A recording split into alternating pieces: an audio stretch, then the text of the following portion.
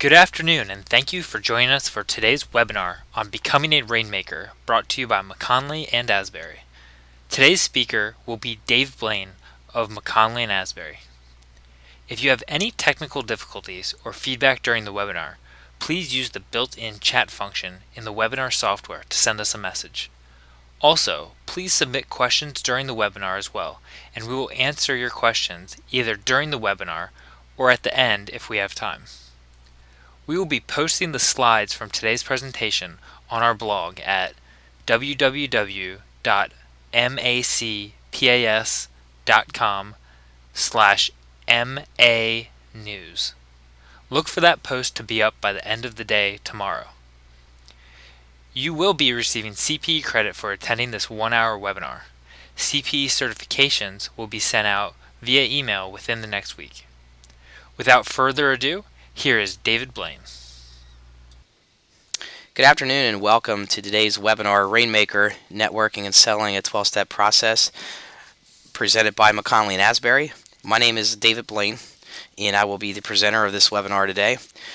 I'm looking forward to presenting the 12-step process of selling and the concept of networking and how networking can be utilized in your business to help grow your business. So without further ado, let's move on and get started. To start, let me tell you a little bit about myself. My name is David Blain. I'm a CPA and a principal in the firm's audit and assurance practice unit here at McKonly and Asbury. I'm also the practice and business development leader of the construction and manufacturing group. I also am a former graduate of the Rainmaker Academy, which is an academy that's held for CPAs, and it's also held in Tennessee. And I've taught the Rainmaker concepts to organizations and internally to staff and management alike. I also serve on a number of different local boards and commissions, as well as a member of the Harrisburg Regional Chamber. What is networking? A lot of us think that networking is going to cocktail parties or going to events and activities and just going out there and introducing ourselves and shaking hands and going from person to person, identifying yourself and who you are. And while that is part of the networking process, that's not what global networking is really all about. What networking is that what you're trying to do is you're trying to identify individuals through an organized process and also through a connected relationship. A lot of times people are somewhat turned off when you come up to them and you just quickly introduce yourself and you move on. What you're trying to do in a networking process is you're trying to build some type of connected relationship with the individuals that you're talking to.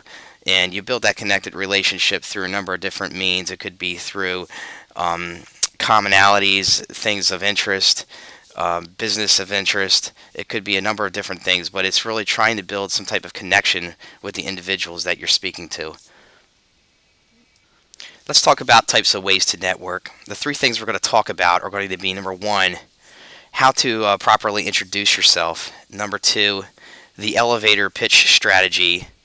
And number three, networking at a mixer. How to introduce yourself. The 6 steps to how to introduce yourself start with looking an individual straight in the eye when you're speaking with them. By looking them straight in the eye, that shows your commitment to getting to know them, to understanding them, and that you are going to listen to them and spend a little bit of time with them, and that you're not focused on other things around the room and looking for other people to talk to.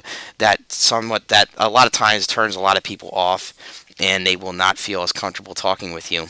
The second thing is a smile. Being able just to smile really will open up individuals to want to spend more time talking with you because they will feel more comfortable around you, being able to discuss various topics of the day with you.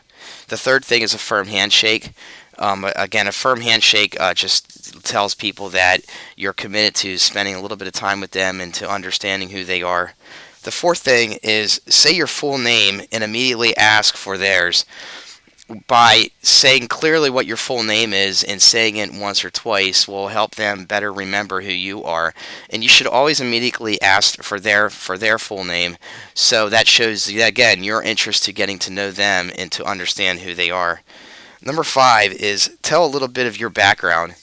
Again, be cautious here. You don't want to spend too much time talking about yourself. You want to spend more time listening and listening to the individual talk. But you do want to show some credibility as to who you are by telling them a little bit about who you are and what your background is, so they have a better understanding of what the gist of the conversation may be, or who you are. Number 6 then is do not forget to talk on topics which interest the other person. A lot of times mistakes are made in the networking arena where individuals will spend a lot of time speaking and telling them about who they are, who they work for, and what they do, and that may not be something that's of interest to the individual that you're talking to. You want to spend more time talking to that individual about topics that are of interest to them, to allow them to get to feel a little bit more, to get them to feel more comfortable around you and to want to engage in conversation with you again in the future. The second step to networking is developing what we like to call an elevator pitch. And an elevator pitch is going to be a short summary, something that will quickly define or simplify what a product, service, or organization, or some type of value proposition that you or your organization can provide. A number of times you may be at a networking event and somebody will say, well, tell me a little bit about what you do. You want to be able to tell them what you do within 30 seconds to 2 minutes that will allow them to stay engaged in your conversation, but give them enough information that they understand specifically what you do in that very short period of time. Better known as the amount of time that usually takes to ride an elevator. That's why we like to call it an elevator pitch. Let's talk about developing your elevator pitch. What we're going to talk about is 9 steps here to the elevator pitch that I think are critical if you want to be able to tell people your story and the background of your business and how you can be a value-added provider for any business. The first thing is you have 30 seconds to 2 minutes to provide the elevator pitch. Make sure you're succinct as possible, and you can tell your story within that 2-minute time span at a maximum. Number 2, whenever you develop your elevator pitch, make sure that you articulate whatever that unique value proposition is that you provide. Every business has a unique value proposition or a unique service, a unique set of skills that they can provide. Make sure that you work that into your elevator pitch so you can provide a differentiating factor from your competition. Number 3, when you develop your elevator pitch, try to avoid technical jargon, talk of statistics, things of that nature that may be over the head of the layperson who is just trying to gain an understanding of what your business is all about. Keep it simple. Stay away from the technical jargon. Number 4, make sure that you're personable, you exhibit passion when you're talking about your business. Showing that type of energy when you talk about your business will get others excited about your business and what the services you have can bring to the table for their business. On top of that, number 5, show confidence. Make sure you're confident. Make sure you're confident in providing that information. Make sure you're confident talking about your business. You're confident in yourself as to the skill sets that you can bring to the table for any type of business. Number 6, make sure you build a presence, and you're building a presence within that room. You're talking with a couple different people that you're building that type of a presence of what your business is, the foundation of your business, the services, the value proposition that it can bring, and that others will be talking about it after you leave. Next item is probably the most important item, and that is make sure that you rehearse whatever your value proposition is or whatever your elevator pitch is going to be. It's really important to be able to rehearse it so you can identify and articulate the important concepts of what your business is, the value propositions that you bring, that you can do that within that 30 seconds to 2 minutes of time that you really have in that window to have somebody become knowledgeable of your business and want to learn more.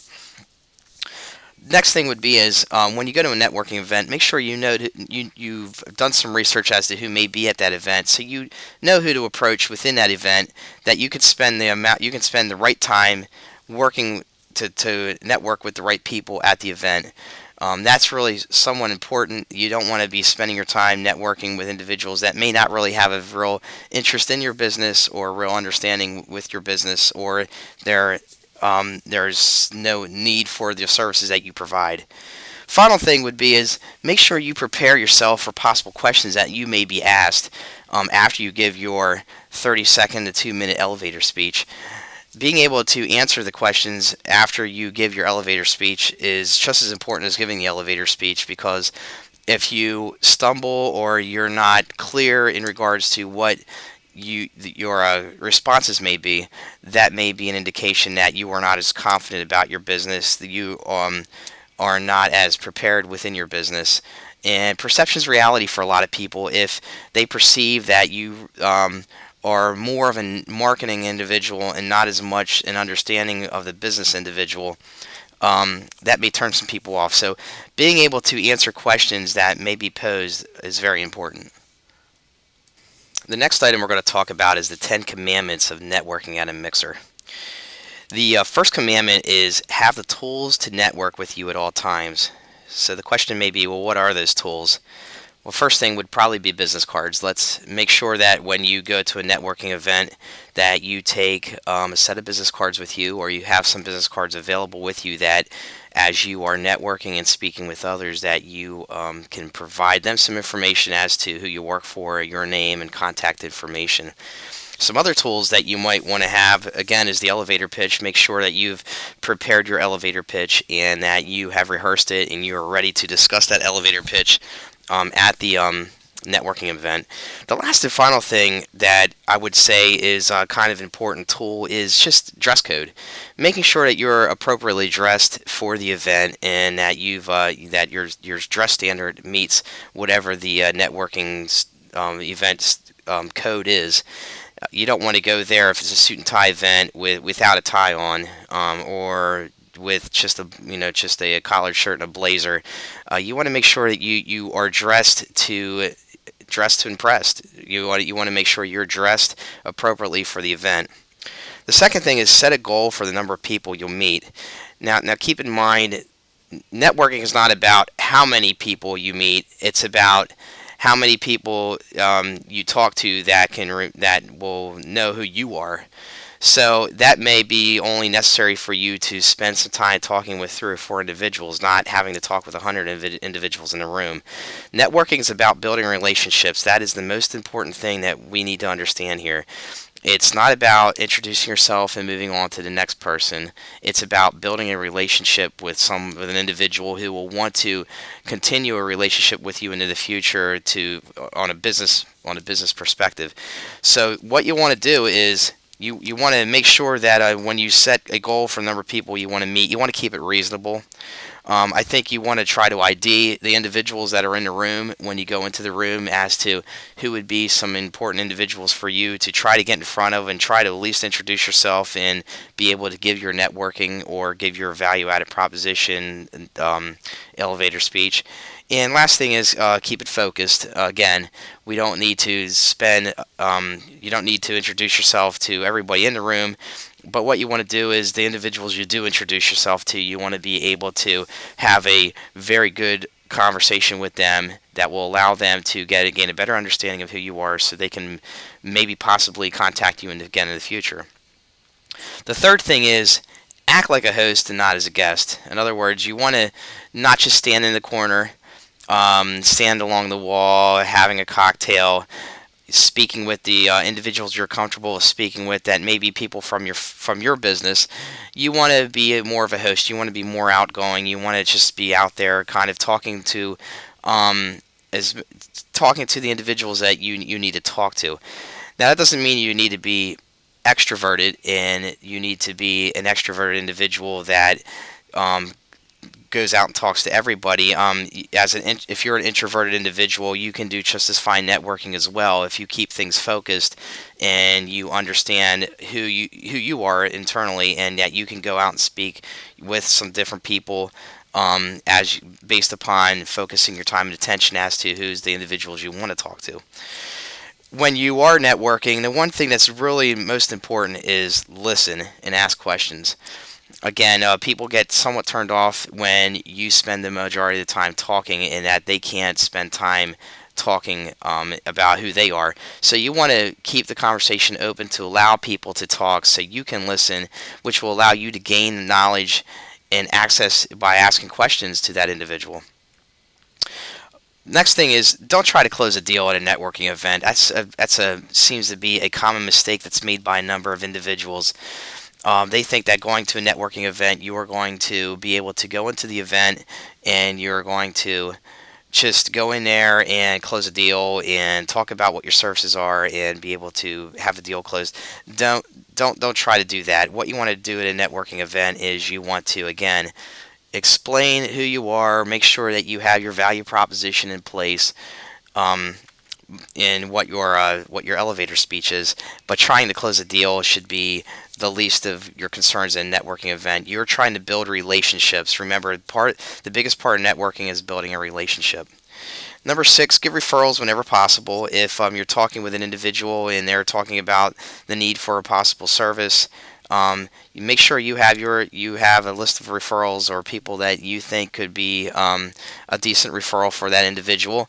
Remember, when you refer people to do work for possible prospects or clients of yours, you need to take responsibility in regards to who you refer, because that's a reflection upon you. So if that referral would not work out, for instance, you don't want that to reflect poorly on you. So make sure that whoever you do refer, you have a high level of confidence in, that will make you look good and put you in a better position for future possible services. The next thing is exchange business cards whenever possible. Again, that's a common practice. Just make sure that gives you the information that you need on that individual, the contact information that will allow you to be able to do the follow-up you need to do after the networking event. Manage your time efficiently. In other words, don't spend too much time speaking with just one person. You want to be able to manage your time efficiently and effectively in order to be able to get to the individuals within the networking event that you want to try to get to meet and talk to. Number 9, make sure that you write notes or take notes or write notes on the back of business cards as to anything of unique presence or interest regarding the individuals that you have talked to, so that you have some information to keep in a database when you get back to your office. And then finally, number 10 is follow-up. Follow-up is so important. I think a lot of us miss the follow-up piece. We do a great job of speaking with individuals at networking events. We do a great job of building that relationship, but then we go back to our office and then we forget the follow-up piece. And the follow-up piece of just sending an email, sending maybe a little handwritten note saying, hey, it was great to talk to you. Look forward to hearing from you in the future. If you need anything, please let me know. It keeps you in front of that individual and makes that individual really feel that, that conversation that they had with you during that time was really worth their while. To finalize our discussion on networking, keep in mind, networking is very serious business in regards to developing your practice, developing who you are, developing yourself as a professional. It is the most important thing you can do to develop yourself as a complete professional. And remember, in regards to networking, it's not really about who you know, it's about who knows you. So as part of networking, you're getting out there, you're trying to identify people that you want to network with and to have them get to know you as well as you get to know them. But you want them to remember who you are. So it's not, again, about how many people you know, it's about who's going to know you so they know to call you in the future for potential services. Now that we've talked about the process of networking, let's talk about the process of actually selling or selling business. The first thing we want to talk about is the definition of selling. As you can see, selling is the process of seeking out people who have a particular need, assisting them to recognize and define that need, demonstrating how one of your services fills that need, and persuading them to make a decision to use your service or solution. Now that we have defined what selling is, let's talk about what the 12-step process of selling is, broken down step by step. Step 1 in the selling process is, how do we even get started? So we want to talk about prospecting for leads. In other words, mining for leads. Who are the individuals? Who are the businesses that we want to get in front of to tell a little bit more our story using our elevator speech and our networking skills? So the first thing we want to try to do when we're prospecting for leads is use what is called the Madden test. And the Madden test is kind of a pre-qualifier, precursor for prospecting for leads. The Madden test is defined as such. It's defined as M for money. You want to look at, organizations that are profitable, organizations that have money that obviously would be able to pay for your fees or services to do work. The second thing would be is approachable. A. Are they approachable? Is it an organization that is an open door to allow you to come in, to meet with them, to discuss your elevator speech and who you are? Number 3 would be D, would be desire. Is there a desire for that business to either change services, change servicing firms, change providers, service providers? Number 4, who are the decision influencers within that organization? Having a discussion with anybody within that organization, while maybe some help while providing you with some intelligence or information about the business, you want to try to get in front of the decision influencers or the decision makers, the individuals who have a say as to who the next service provider may be. Number 5, is it an eligible prospect? Is it a business that is qualified? Is it a business that, again, you will be able to have a long-term relationship with, a long-term business partnership with? And number 6, at the end, is need. Is there a need there? Does the business have a real need for a change in service provider? Can you identify what that need is, and can you articulate why they need you as a business partner? Once you complete the Madden process for prospecting for leads, then the next step is going to be to put those prospects into what's called the funnel concept. And here, just like a typical funnel, you want to put the new prospects will enter the sales cycle at the top of the funnel, and you want to work those prospects over time. And hopefully over time, those prospects will turn into clients and hopefully a closed sale. More likely than not, you'll have numerous prospects, and only a certain amount of those prospects will work into a final sale over time. And that's the whole process of the funnel concept. But by putting them in the funnel and allowing you to focus on that funnel, and those prospects will allow you to filter out the ones that could be clients and the ones that could not be clients. So what are some of the ways that you can fill the funnel? Some of the ways you can fill the funnel are going to be through number 1, referrals. And those would be referrals by word of mouth. They could be referrals from friends, from other business partners, other business relationships. Advertising and direct mail is the second types of ways to fill that funnel. Third, networking, as we spoke about before. The use of networking and how you build your network can help with filling your funnel.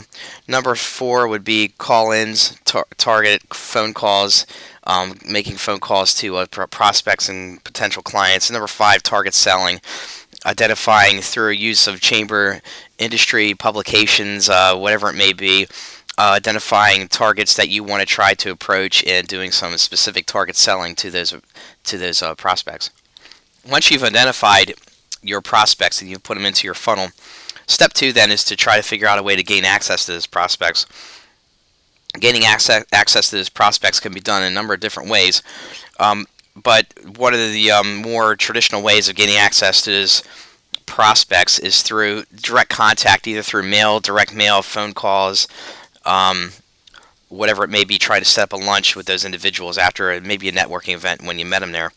So what we've outlined here is kind of a more generic way of how gaining access to a prospect may work. The first number of contacts, usually the first 1 through 4 contacts, you're sending an introduction letter or brochures, making a phone call, trying to follow up on that information after you've identified the prospect.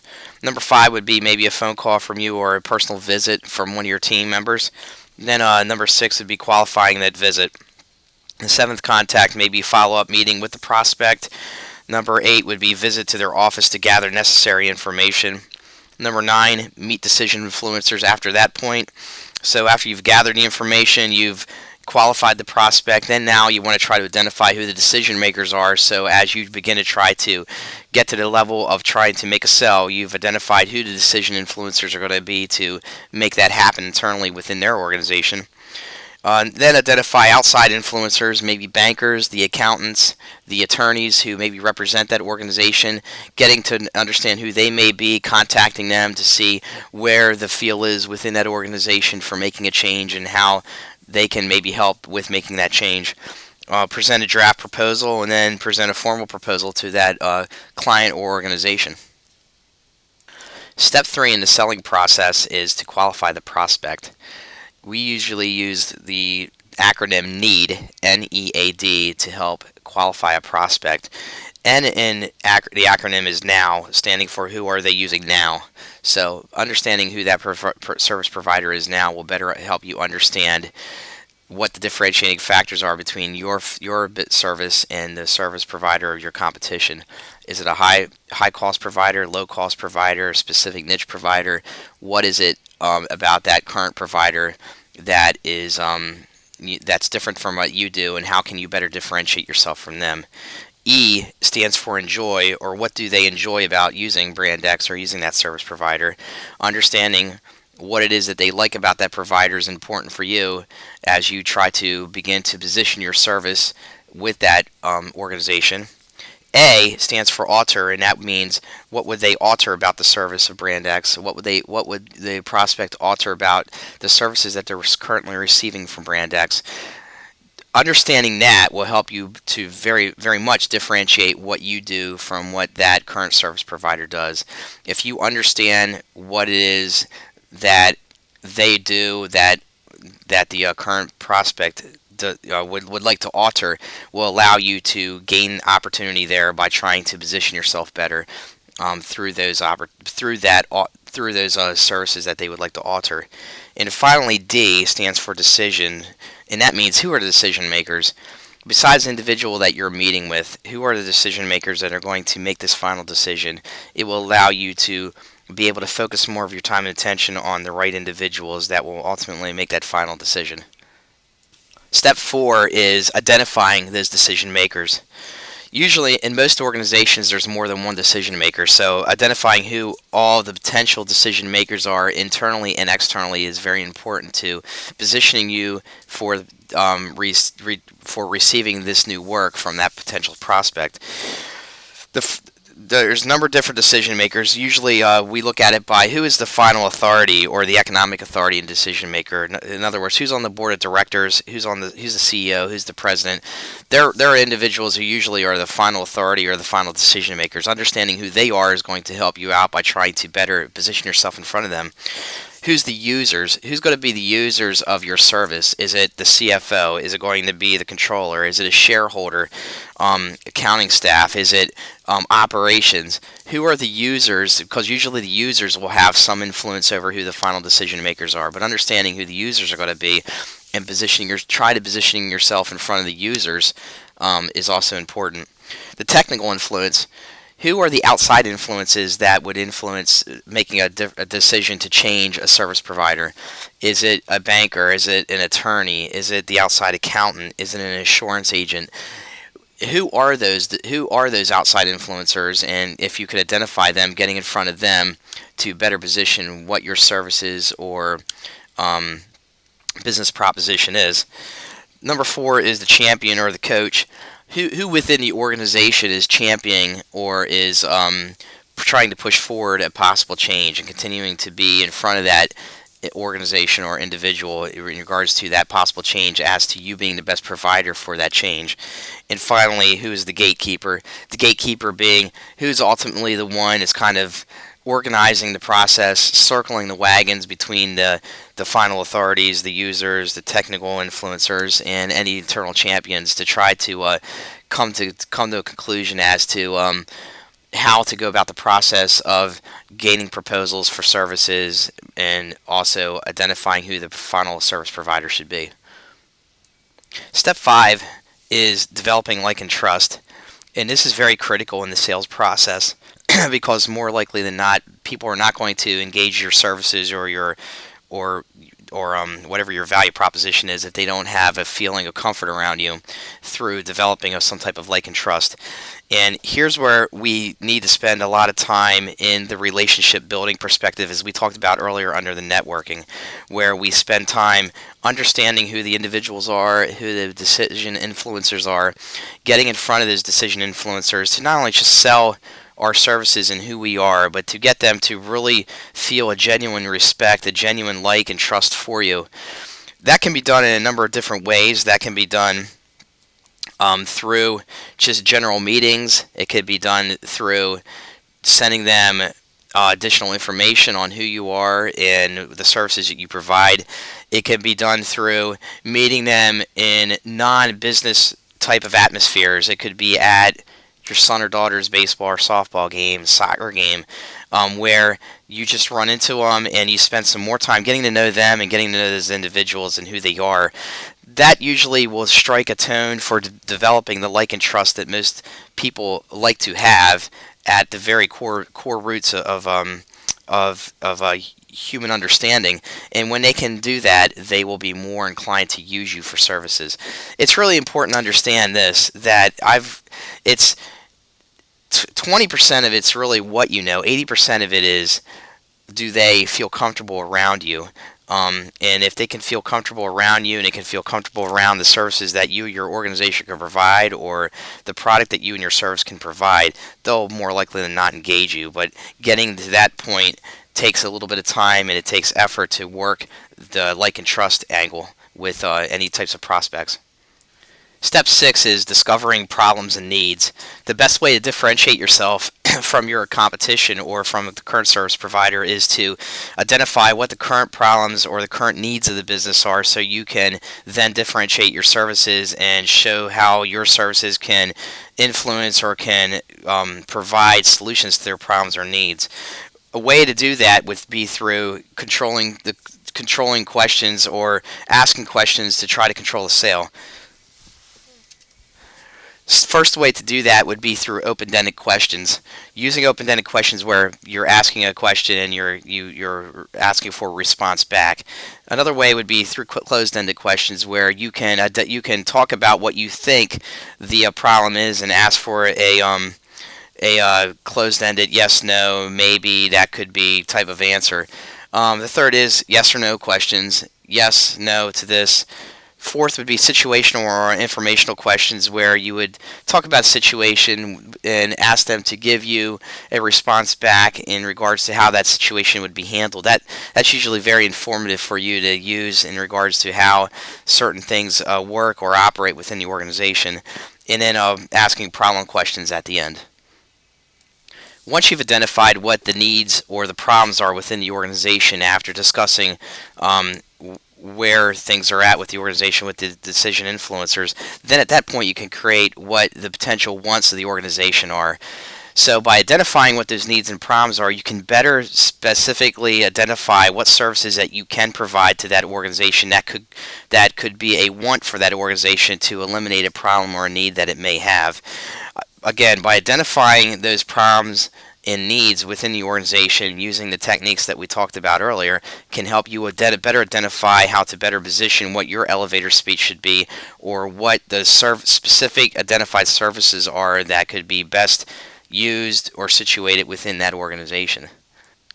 Once you've identified what the needs and the problems are of the organization and then created what that one is and then potentially pitched a proposal through the organization after you've identified the needs and the problems, you may encounter what is considered objections to a number of things. It may be objections to what your fees are. It may be objections to how a service is provided. And it's usually objections centered around just not understanding completely what you can provide and how you will provide. So handling those objections could be critical between receiving that work or not receiving that work.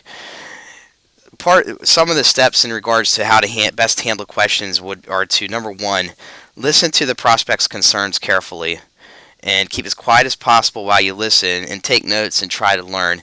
Again, using your listening skills, it should be 80% listening, 20% talking. If you're listening and you're understanding what those service needs and wants are, you will be, and what those objections are, you will be able to better handle how your response will be. Number two, warmly restate the concern as you understand it, just to make sure that you're clarifying what they're speaking as their concern may be. Next will be ask several questions about the objection to clarify and determine its relevance. Then this you want to do just to make sure that you're addressing their concern, but you're also making sure that it's a relevant concern on their part, that this isn't just a concern that may be a minor concern, that there's other major concerns that they haven't gotten to yet. Next would be answer the concern with the best possible response that you have. Then confirm their satisfaction with your explanation by asking for a response. Does that response make sense? Do you agree with that response? Do you disagree with that response? And make sure that they totally understand what your response is. And finally, once you feel confident that they've confirmed satisfaction with your response, then you want to move on and try to keep moving forward within your proposal or within whatever the discussion is. Step 9 is demonstrating capabilities. And here it is crucial to learn how to communicate to the client prospect the differences in services between your firm or your business and whoever your competition is. So the goal here is to get to know who your competition is, who's involved in the competitive bidding process with your client, and how you can best differentiate yourself from that client or from that competition. And the best way to do that is to know who your competition is. So some of the ways to get to better know your competition is number one, check their website. Usually their websites will give you a lot of key data, crucial data and information as to what their value proposition is, the services they provide, what their niche is, what their core values are. If you have the opportunity to interview clients of your competitors, find out from those competitors' clients, why do they use that client or that competitor? What is it about that competitor that they like, that they don't like? That will help you better differentiate your services. Obtain recent proposals that maybe a potential competitor has put out and see what they're putting into that proposal and how they're pricing their proposals. How are they positioning yourselves within the proposal? What is the value added that they're providing that is different than maybe the proposal you're putting together? Interview their staff if possible. And again, do this informally, and this isn't meant to be trying to steal information, but it's meant more to just get a better understanding of how that client actually works, or that competitor actually works, or how that prospect works. Again, review the websites of all competitors. Obtain their literature if at all possible. Most organizations have some type of marketing literature that they also put out on top of their website. Try to obtain that literature and see what that literature has to say and the information that they're putting out there. And how do they market? What do they have a marketing director? Do they are they involved in chambers? Do they do webinars like we do webinars here? Do they do special presentations? How do they position themselves in the market? And how do they also get their word out as to the services that they can provide? Step 10 is creating value perceptions.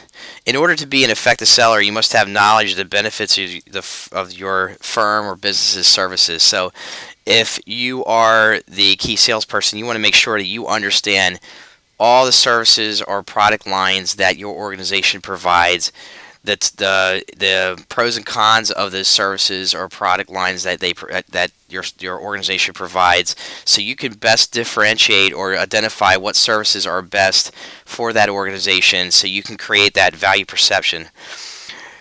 Some of the selling benefits are to describe the characteristics of services. Make sure you understand the very detailed characteristics and specifics of the services. Describe how you do business to possibly benefit a client. Again, clients with the like and trust factor, they want to know how you will handle problems, how you will handle the services or the product, in order to better justify why a change should be made, and demonstrate how you can meet an explicit need. Whenever there is a impromptu need or an explicit need of a sort, how your organization will be able to fill or meet that need quickly, accurately, on time, and to best meet the customer's expectations. Step 11 is, again, persuading the decision influencers. And the way you persuade the decision influencers is just by one word: persistence. Stay persistent in front of decision influencers. Make sure you continue to stay in front of them on a regular basis in regards to what your services are and how you can best benefit that organization that you're proposing services or a product solution to. Some things to keep in mind is that the average sale is made after the fifth call, but what happens typically is that 50% of most sailors only make one call. So you make one call and that's it. You make one sales call and that's it. More likely than not, that's not going to be enough to get in front of the decision influencers for them to want to meet with you or to discuss what your product or service offering is. 23% only make 2 calls, 10% only make 3 calls, 8% make 4 calls, 5% make 5 calls, and 4% make more than 5 calls. And it's really important to know that the typical interaction is usually at least 9 positive interactions with an organization, with decision influencers, with people within that organization before a final decision to conclude a sale is going to be made. So staying persistent, staying in front of them, and staying committed to trying to make a sale within that organization of your product or service is very, very important. So persistence is the key here.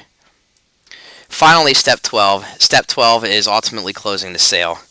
And in order to get the feel of closing, you must try to close early and try to close as frequently as possible. The reason why you want to try to close as early and as frequent as possible is in order to try to avoid stalling by the prospect or prospective client. Just as anything in human nature, business also doesn't like to make change on a regular basis. So if this is a significant change to an organization, you want to try to calm those fears of making those changes by answering their questions and making them feel comfortable through the like and trust process to want to make the change. Below are some techniques, 5 techniques that will work for you when your client or prospect stalls. The first is the trial close, and this will be used 90% of the time. It is often the most natural and flows from the responses that the buyer gives. The second one is the direct close. The direct close is the easiest to use. It requires little preparation. A firm commitment to use the direct close on every sale call is the best cure for coming in second. Third is the sharp angle close. This is the close of objections and answers. So if there's an objection, you could say, "If I could, would you?" That would put the ball back in their court to try to respond to your sharp angle close, and if they would accept your proposition, you can move forward to final close. The next one's called the change places close. This would be as if you were in my shoes, what would you do kind of question. And finally, the tie down close. Those closes are typical of this is what you want, isn't it? Kind of question to make sure that they've addressed that yes, this is exactly what I want, and you do want a firm with strong banking relationships, don't you? As a good example, as a potential question. So again, the selling, the step 12, the techniques here for trying to close on a prospect that is stalling would be the trial close, direct close, sharp angle close, change in places close, and the tie down close. Thank you today for attending this webinar on Rainmaker, networking and selling a 12-step process. Again, my name is David Blain. I'm a principal with McKonly Asbury. I'm also one of our business development leaders here, and I, again, have taught the Rainmaker concepts internally and externally for organizations. If you have any questions about today's webinar, you can feel free to contact me at the email address of dblain@macpas.com, or you can contact me at the telephone number of 717-761-7910. Again, thank you for your time today. If you have any questions, please feel free to contact me. Have a good day. Thank you for joining us for today's webinar on becoming a Rainmaker, brought to you by McKonly Asbury. We will be sticking around for a while to answer some of your questions that have come in, and please continue to submit them or email us directly with questions, and we will be happy to answer them. As a reminder, you will be receiving CP credit for attending this 1-hour webinar. CP certifications will be sent out via email within the next week. You will also be receiving a follow-up email to this webinar with a link to a short survey about the webinar that we would appreciate your feedback on. We will be posting the slides from today's presentation on our blog at www.macpas.com/MA-news. Look for that post to be up by the end of the day tomorrow. Thanks again, Dave. We have had a few people send in some questions, and Dave, can you want to go through some of those for us and give us a little Q&A time? Sure, Reed. Again, thank you very much for the opportunity here. A couple questions that have come in. The first question that came in is, how do you determine the right events to attend in regards to networking? And that's a very good question, because you want to make sure that you utilize your time appropriately when you identify events. The one thing I like to always coach individuals to is you want to attend events that are going to allow you to show your strengths within your business. So, in other words, typically the events you might want to attend is if you're in the construction industry. Let's say you're a bonding agent or an insurance agent that deals a lot with contractors. You might want to try to focus your time and attention on attending events that are in the construction community, like Associated Builders and Contractors, or maybe like the Associated or American Subcontractors Association would be a good idea. So you want to try to make sure you attend events that will allow you to showcase your skills and abilities in what your strengths are within your business. Another question that came in here is it okay to set up a second meeting with a prospect at a networking event if your conversation goes well? That's a tricky question.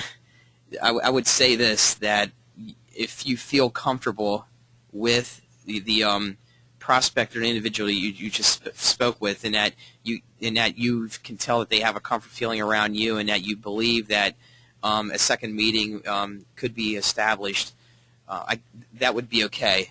But I would caution as to trying to just establish a second meeting right away after you've just met the person and you've spent maybe 10 minutes talking with them. You would have to have a very, very strong comfort feeling around them, and you would have to feel that they have a strong comfort feeling around you, like you really hit it off in that conversation, to be able to do that at a networking event, to set up maybe a second meeting. Again, I think I would probably be more cautious than anything in that event. Might want to just maybe have a follow-up phone call with them or a follow-up email with them after the meeting, just to say, hey, I really enjoyed the conversation. I'd really like to get together with you again, and then maybe offer up some dates to do that. The next question that came in here is, it says, I have a target I have tried repeatedly to get in front of. I have been unsuccessful to date. Do you have any recommendations of other things I could do to try to get in front of them? The one thing from my experience has been that if you provide individuals with something of value that you typically can help you get in front of some individuals that you may have had some issues with getting in front of. A good example for me would be I am certified in lean operations. I'm sure a lot of you have heard about lean. And we do a blog called The Lean Accountants, and I've had a number of opportunities or a number of situations where I've had some difficulty getting that first or second meeting established with somebody, specifically in the manufacturing environment. And what I've done there is I've provided them just some basic information on lean through my Lean Accountants blog by just saying, hey, I know your organization is researching how to use lean, and I just thought I'd provide you with some information from my blog on the Lean Accountants of information that may be valuable to you. Feel free to take a look at it, and I hope it helps. And sometimes by doing that, by providing information or providing something of value to the client for free, pretty much, then you will get you may get some opportunities with them to respond and wanting to discuss further. The final question I have here is a pretty simple one. It just says, how do I determine who decision influencers are? That's obviously in the 12-step selling process we talked about. You want to get in front of those decision influencers as to helping, getting them to understand the services you can provide to help them feel comfortable with making a decision to go with you or your business. Some of the ways to do that is to identify who their current service providers are. I mean, if you can figure out who their banker is or who their attorney is, who their accountants are, talk with them about who within the organization is the real decision makers and see if you can't get some information that way. The other way to do that, too, would be just simply looking on their website and trying to figure out who is the president, CFO, controller, who are some of the senior level executives of that organization, and then doing some research on them to determine whether they would be decision makers you need to get in front of. The other thing too would be is talk with others within that industry who may be clients of yours, may not be clients of yours, but talk to others within that industry to try to find out some more information about that prospect to see if you can't figure out who those decision makers may be. That's it for the questions at this point, Reed. Is there anything else? No, that's it, Dave. Thanks again to everybody out there for joining us today and for sending those great questions. And thank you especially to you, Dave, for hosting this for us and giving us all this great information. So like I had mentioned, please check out our websites and different blogs online where you can see some more articles that Dave has written and will be writing in the coming weeks. And check out, if you want a recording of this presentation, it will be posted on the macpass.com/MA-news site tomorrow by the end of the day. All right, everybody, have a great afternoon.